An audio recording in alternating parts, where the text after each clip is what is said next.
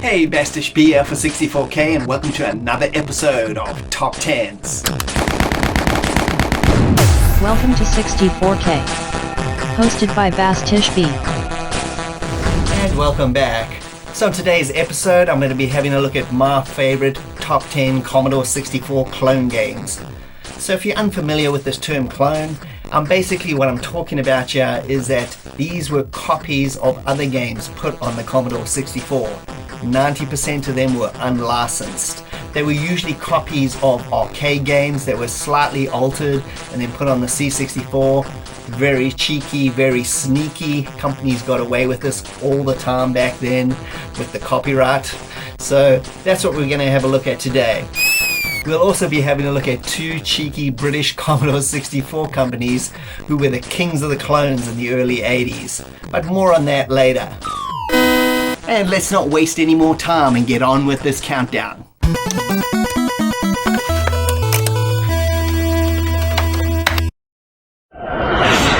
Number 10. Falcon Patrol 2 was released by Virgin Games in 1984, 1 year after the first. It's a horizontal scrolling shooter where you are taking out enemy helicopters in the Middle East. It's a bit like the arcade game Defender, with a radar at the bottom of the screen to get your jet to the targets ASAP. You also have to keep track of your fuel and ammo as both run out, and you'll have to land at one of the pads to replenish both. Just like most games in this style, destroying a set number of helicopters ends a level. Each one gets more difficult with the ever-changing roster of choppers with different abilities. It's one of those early C64 titles that is just simple to play, fun, and pretty hard to master, but well worth a look, as well as its predecessor. Number 9. Oil's Well was released in 1983 by Sierra Online on the C64. It was a clone game of Stern's arcade, Anteater, from 1982, just switching out the theme, but the gameplay was exactly the same. Overall gameplay was very simple. Use your robotic mining arm to eat up all the oil dots while avoiding the underground creatures. You can eat them if you face them head on, but if any of them touch your arm, you lose a life. It's simple score chasing fun. So much so that it was my friend's dad's favorite game. And they had a bootleg disc version of the game that let you save your high score to disc, with his dad's name obviously at number 1, until my friend and I beat it one day, and he was so not impressed. He never played another C64 game with us ever again, which was pretty damn awesome, as the computer was all ours to play on. The C64 was also graced with a much more on-the-nose clone called Artie the Aardvark in 1983 as well, which was basically the Anteater arcade, lock, stock and barrel. But Oil's Well just has better gameplay and is much more fun to play overall. Number 8. Daley Thompson's Decathlon was released in 1984 by Ocean, who ended up releasing 3 games based on Daley himself, who was a British athlete who won 2 gold medals in the 1980 and 1984 Olympic Games in the decathlon discipline. This was the first multi-event game they made about him, and it's a great little game that is, in essence, a blatant ripoff of Konami's track and field, but still a really well done game nevertheless. Lots of events to play through like long jump, discus, 100-meter dash, and many more. It's definitely better in multiplayer mode against a friend, and if you're planning on playing it through emulation, you're gonna need a joystick to play it, or at least map the controls to the keyboard and get ready for your heart to explode. If you like this one, also check out 1985's Super Test and 1988's Olympic Challenge, which is definitely my favorite of the entire series. We interrupt our program to bring you this important message.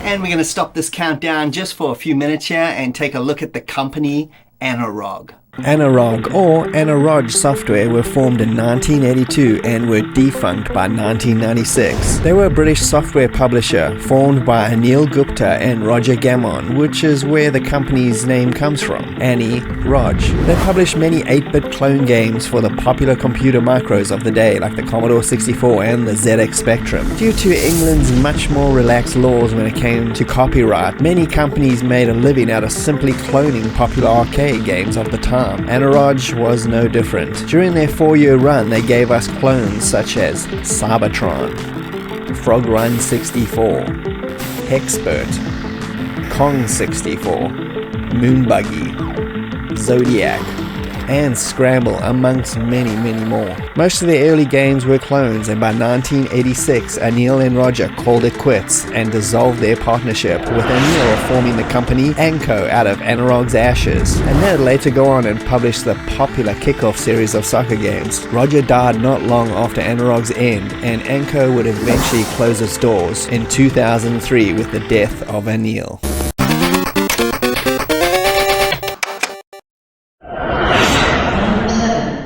We go back even further to the original racing destruction game on the C64, namely 1983's release of Burning Rubber by Colo Software. Again, this game may not look all that impressive now, but it's the pure addictiveness of the gameplay that has you saying to yourself, just one more try. And that's what makes this game gold. Burning Rubber is an unofficial clone of Daley East Bump and Jump arcade from 1982, and the actual Japanese version of that arcade was called Burning Rubber. The C64 got a few other clones of this game as well, with no real version actually being released. Crazy Car is an absolute dumpster fire that should be avoided, released in 1984 by RJK Software, with Bubble Bus's 1984 bumping buggies faring way better, but still no match for Burning. The racing is a fast-paced demolition derby, with you able to ram and smash cars off the road or into the sides of mountains, and at any point you can activate your turbo jump and boost over broken bridges, and if you land just right you can explode the car you land on. This game is just so much fun, and the crazy music just adds to its excellent first generation C64 retro charm. Don't let the simplistic graphics put you off. There's an excellent destruction game here just waiting to be played. Number 6. Batty was released in 1987 by Elite on their budget label Encore. It was an Arkanoid clone taking the breakout elements, its visual style and weapons, but takes it to the next level. The fact that this was a budget game is quite astounding, as it just feels top quality. The one-player mode is loaded with levels with really colorful graphics, power boosts like Arkanoid, and really generous amounts of lives, giving you an honest chance to get pretty far in this game. What takes this clone, however, up a notch is the co-op 2-player mode, which is just excellent, as you both try to take out each level with so many balls, power-ups and craziness happening. It's amazing this concept wasn't exploited more in this genre, besides the mediocre music, which thankfully only plays on the title screen, and I spared you from listening to it with another awesome Sid tune in the background. This game is a brilliant Arkanoid clone, serving up great gameplay and even greater 2-player action, and all this on a budget release, which is very impressive. Number 5. Loco was released in 1984 by Alligator Software and programmed by Anthony Crowther, who was no stranger to clone games, with both his Bat Attack and Bug Blaster games released through Alligator. Loco itself was a clone of the Sega arcade game called Super Locomotive, released in 1982. It's a fun little game, as you simply have to keep the train running without dying, keep picking up fuel, check the bottom of the screen for track changes so you don't dead end yourself, and survive attacks from both ground and air. This was a really early game I had on my C64 and played it a ton with friends. Besides the game being a clone, the music was also cloned, but from another source, aka French musician Jean-Michel Jarre, with Sid legend himself Ben Daglish dishing up an exceptional unlicensed rendition of one of his songs, not played here due to getting copyright the last time I used it. To add to the cloneness of the whole matter, Crowther himself basically cloned this game 2 more times on the C64, with both Black Thunder and the excellent Suicide Express, which are both essentially clones of clones. Regardless of all this, Loco is a good, simple, fun game with really rocking music, and honestly you can't ask for much more than that. We interrupt our program to bring you this important message.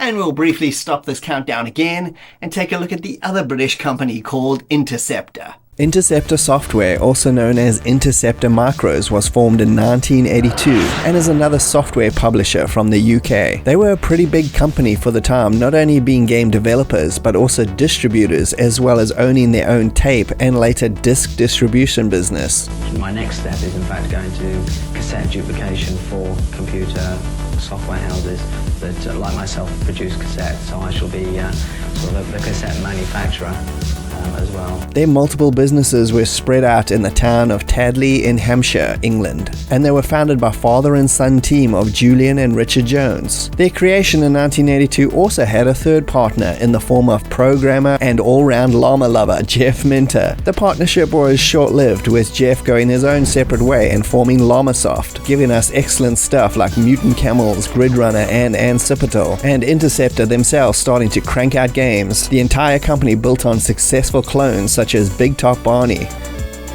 Crazy Kong 64, Cuddly Cubit,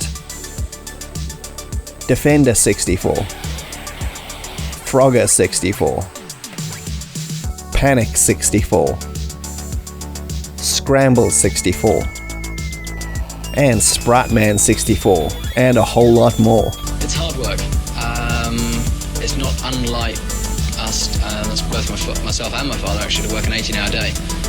So it's hard work, it's keeping at it, not getting depressed when times are low or the work's getting on top of you. You don't get many holidays or any time off, and basically keeping at it and keeping cheerful. These games all helped build the company, but they ended up changing their business model to original games when they realized they couldn't distribute these titles in the US due to stricter copyright laws. So the clones ended by the mid-80s, for the most part, with them starting up a successful budget label called Players, which was around from 1986 to 1991, competing with fellow 8-bit budget kings like Codemasters and Mastertronic. They also launched a successful full-price label called Pandora in 1987, with notable gems such as the excellent Gauntlet clone, Into the Eagle's Nest, and the adventure game Xenomorph. I can either continue building up the empire, if you like, and then perhaps look to sell it in the future. But just like most software houses of the time, they had a string of games that sold very poorly, coupled with tough financial times, and they ended up closing up shop in the early 90s.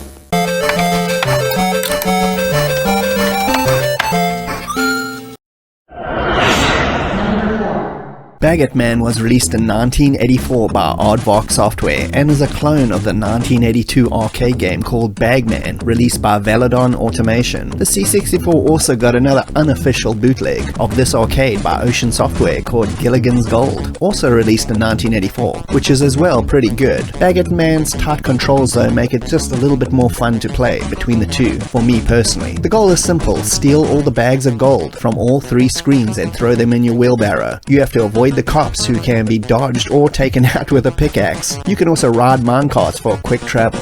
It's simple arcade fun, as to be expected from 1982 gameplay. Check out my new retro episode number 31 for a look at a new Bagman game on the C64 by LC Games, which is actually quite excellent. Number 3. Into the Eagle's Nest was released in 1987 by Pandora, a subdivision of Interceptor Micros. It's essentially a Gauntlet clone, Atari's classic fantasy action maze ROM from 1985. Eagle's Nest switches out the theme though and puts you in the boots of a soldier in World War II as you attempt to rescue soldiers from two different castles, blow up the facilities, and recover as much stolen art from each location as you can. There are 8 levels in total to explore. Each has a specific objective to complete. You have limited ammo, Resident Evil style. You need keys to access new areas, and the game can be played at a much more slower pace than Gauntlet, as the food aspect is omitted. You still corral enemies into shooting gallery corners like Gauntlet and use keys, etc, etc. But a lot more strategy is needed to see this game all the way through to the end. The graphics are nice, clean and simple, with great atmospheric sound effects, with Zap 64 in their May 87 issue giving it 90% overall, saying a tried and tested theme, commendably developed into a glorious game.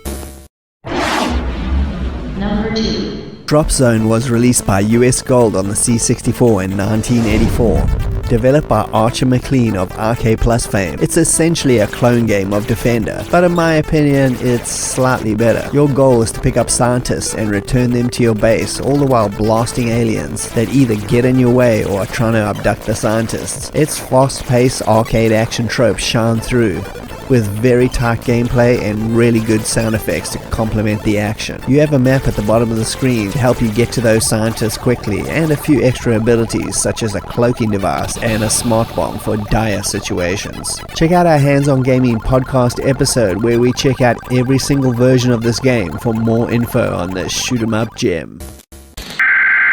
We interrupt our program to bring you this important message. Ghostbusters!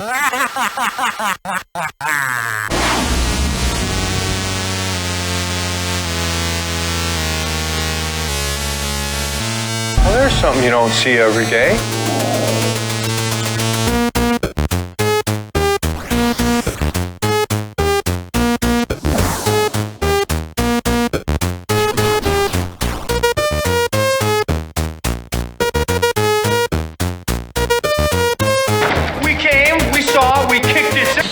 And we're going to stop this countdown one more time and just give you a few games that just missed the top 10. These are my honorable mentions. Although this is going to be an honorable mentions, it's also going to be a full roundup of the genre on the C64 with some modern C64 alternatives to also check out. Let's start with Gauntlet clones, and my favorite one besides Eagle's Nest is called Garrison by Rainbow Arts, released in 1988 with excellent music by Chris Hulsbeck and Ramiro Vaca, and great gameplay that's just as good as the C64 version of Gauntlet. Frogger, the 1981 arcade game from Konami, was cloned hard on the C64, from the absolutely abysmal Ana-Raj Frog Run 64 to the pretty good Interceptor Micros Frogger 64. But the best clone version for me was Jumping Jack by Livewire, an isometric take on the same game with great visuals and fun bouncy tunes. Arkanoid Taito's 1986 variation on Breakout had many imitators on the old breadbox, and a lot of good ones. Crackout by Gremlin Graphics always seems to hog the limelight, but Ball Blaster by Zeppelin is even better with excellent graphics and tunes.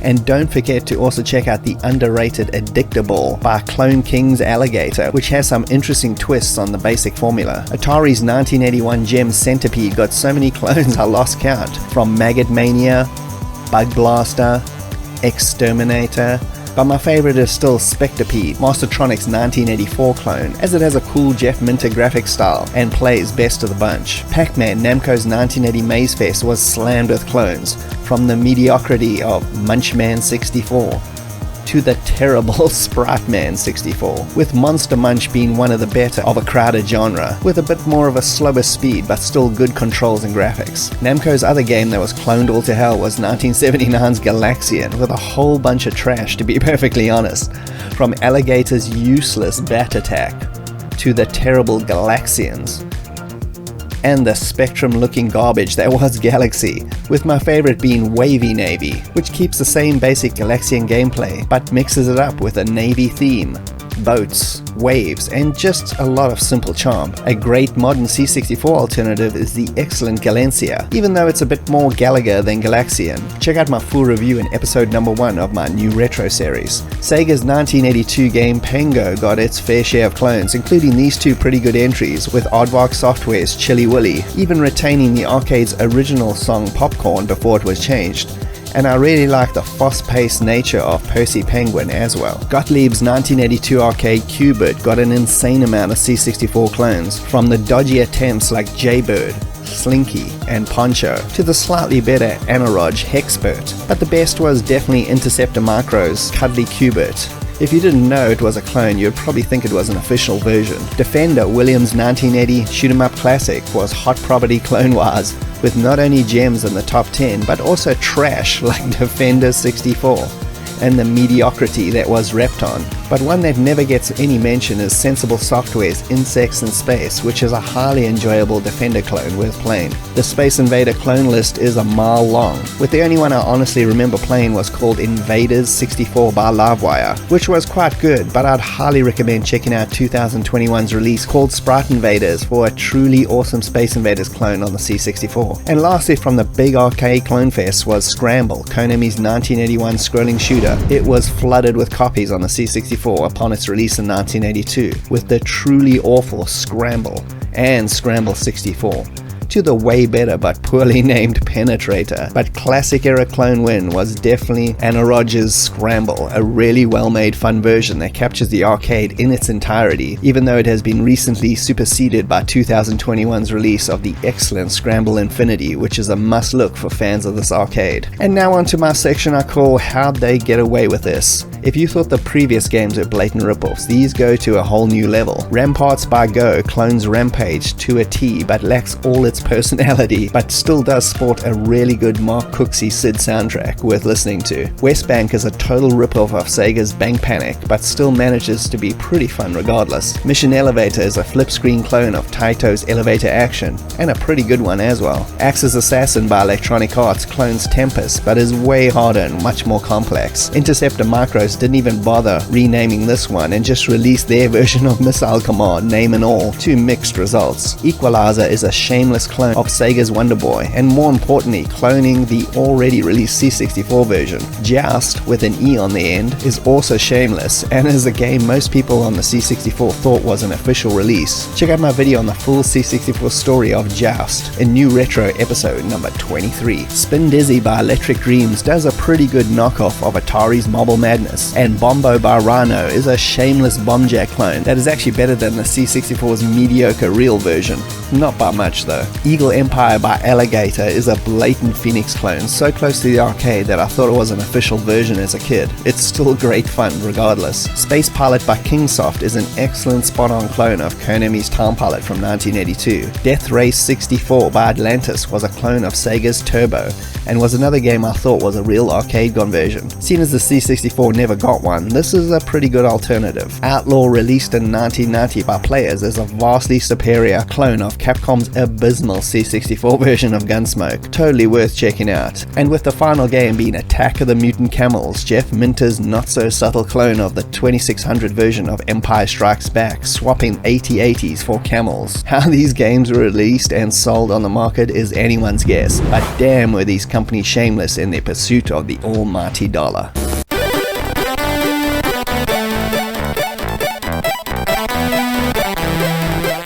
And now it's time for my number one game.